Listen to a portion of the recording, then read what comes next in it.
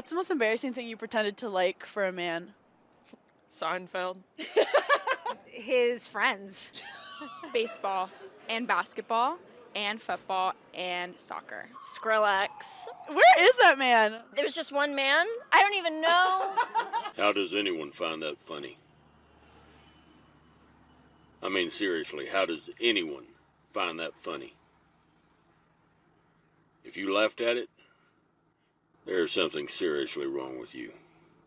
Okay, random side note. What's you guys' favorite sitcom? I never got into Seinfeld. I don't know, maybe it's because I'm a brother. Maybe I couldn't relate to it. But yeah, these women, they have fake personalities. Whoever they like, that's what they're going to mold their personality around. A lot of them are empty vessels, man. All women are going to be conditioned and programmed by someone or something. Worst case scenario, TV, celebrities, her dingbat friends. Best case scenario, by a righteous man. You're goddamn right. La La Land. How many times did you have to watch it? Okay, I do like it now. It started as a bit, and now it's serious. Well, the thing is problematic as a jazz film without black people in it, but it is catchy. Motorcycles. Did you buy one? Oh, yeah. Did you get your motorcycle license? Yeah. Caviar and tartar, stuff like See, here's another thing I just thought of. Your girl, a lot of aspects of her personality, things she likes, she got it from another guy. How does that make you feel? See, one of the many reasons why back in the day, if it was no Hymen, there was no diamond. God, you're sick. A woman should only be imprinted by one man, in my opinion. Anything else is a slap in the face to the man she'll end up with. right. Yep. I'm officially done with dating right now. I deleted my apps. I see this as an absolute win. Taking a break. But I figured I would share some of my best, worst stories that I have. No need. One weird one was I went on this date for like 7 hours with this guy because we could not stop talking. We were vibing so well. Called him a few days later and he was like, hey, so good to hear from you. I'm in a really loud bar. Let me call you right back. I never heard from him again. He never responded to any message or call I ever sent again. Can you guess the one thing she's leaving out of this story? I'm going to let you guys just guess below. I'm not even going to say it. Like, I'm pretty sure he died, but I don't know his last name to find out. After my second date with someone, the guy texted me and asked me to rate our kiss from 1 to 10. And this guy love bombed me so hard. He was like, you're my dream girl. How are you single? Like, I could marry you. Obviously, I felt for all of it. Think I ever heard from him again? Nope. Man, you are one pathetic loser. When they date you and do get a chance to know you and they don't want to marry you, they don't want to be with you, you might be the problem. Man, Chad will say anything to get the draws, and it works. I mean, it works like a charm. Those same lines and words wouldn't work for a guy she's not extremely attracted to. She would find it corny from a guy she's not extremely attracted to. When is she going to realize the guys she's really into are out of her league? Never. And she's going to continue to fail, unfortunately, for her. And one guy that I was dating for like a month asked me to give him a ride to the airport. And I was like, okay, sure. Found out he was flying to Ohio to meet another girl. They now have a baby together, so glad I could help. Yo, you played yourself. How dumb do you have to be to keep falling for the okie doke?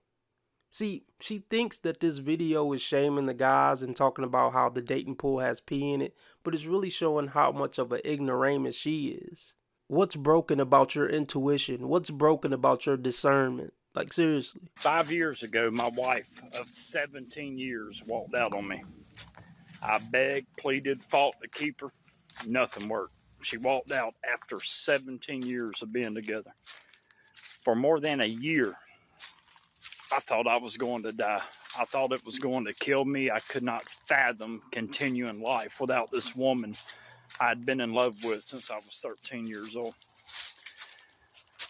For more than a year, I was in the deepest depression I wouldn't wish on my worst enemies. Fast forward 5 years later. For more than 2 years now, I have been with a woman who truly is my soulmate. Whoa. Slow your roll, bro. I need you to slow the whole French toast down. We were fortunate enough to say I do on November the 30th of last year. Oh, come on! You know, at that point, don't get married again. I mean, I'm glad he found his soulmate. But I mean, after getting ran through the ringer and after getting blindsided like that, I wouldn't get married again. I mean, hey, to each their own, if that's what he want to do, but I don't think that was a good idea. I'm telling you all that to say this. No matter how bad a heartache you're going through right now, number one, there are survivors like me that you're more than welcome to reach out to. Number two, I can tell you from experience that if you just let it go like me, you will find a happiness that you never knew was possible. Look, don't put your happiness into a woman. I don't think this man should put his happiness in this woman and, put his hope and faith and, future mental health on if this relationship work out. Hey, hell no! Fellas, never put yourself in this position. You need to find happiness and wholeness outside of anything to do with the woman you're with. Period. Yeah, at the end of the day. I agree. Because if this don't work out, he might actually end it, if you know what I mean. Hopefully that thing work out, though. Most people are desperate. Dating is a game of probability. The likeliness of you being able to find a bunch of people who check off things that you would want in a partner ain't likely. That's why I say, if you got an active roster, more than likely you ain't got no standards. You just entertaining and keeping anybody around. Facts. Because if you wasn't, you'd be getting them in and getting them out. Let's use this quick example. You got a woman, 10 men approach her. Out of that 10 men, her simple 3 requirements are the man to make as much money as her, not have kids, and be attractive. How many out of that 10 men do you think will be able to pass those 3 simple requirements? Well, it depends. How much does she make?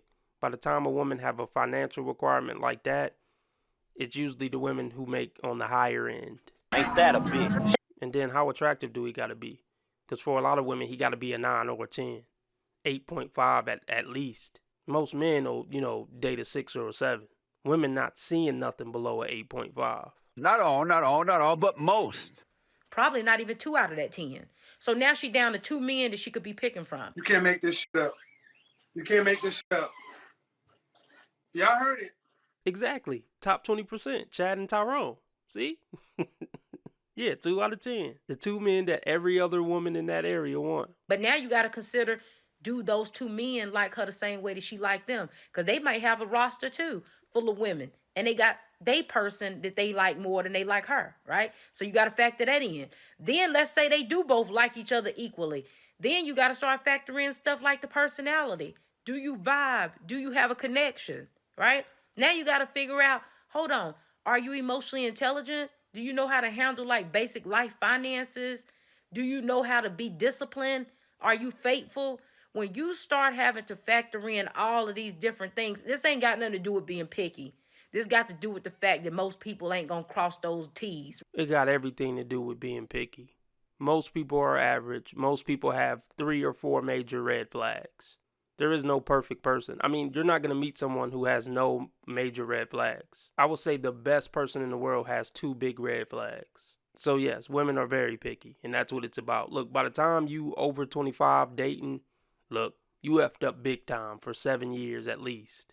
You better take what you can get. If they got a job, they got all their teeth, and they keep their bills paid, and they treat you nice, you in there. Forget height, looks, and all that, making as much as you. Forget all that. You disqualify for that after 25. And so it's going to leave you with either 1 or 2 options. Settling and being desperate, or just staying single. I mean, yeah, look, most women are going to have to settle. I don't want to. Because your options are going to keep dwindling. Every year you get older as a woman. And the more you try to fight settling, the more you will actually have to settle when you finally do. Oh my gosh, I've never thought about that. I'm going to choose just staying single. Who hurt you? Why the f*** am I single, bro? Why the f*** am I single? Guys, I've been single. I'm gonna be single. Oh my god. I'm gonna be single. This thing, no, man. Let her be single. Leave these women alone. You don't even have the ability to attract the men of value. You shouldn't say that about a woman. Why can't you say women are wrong when they're wrong? You want to be making moves on the street, have no attachments, allow nothing to be in your life that you cannot walk out on in 30 seconds flat. Okay, first of all, I didn't miss the red flags. I looked at them and thought, damn, that's sexy. And that's my problem.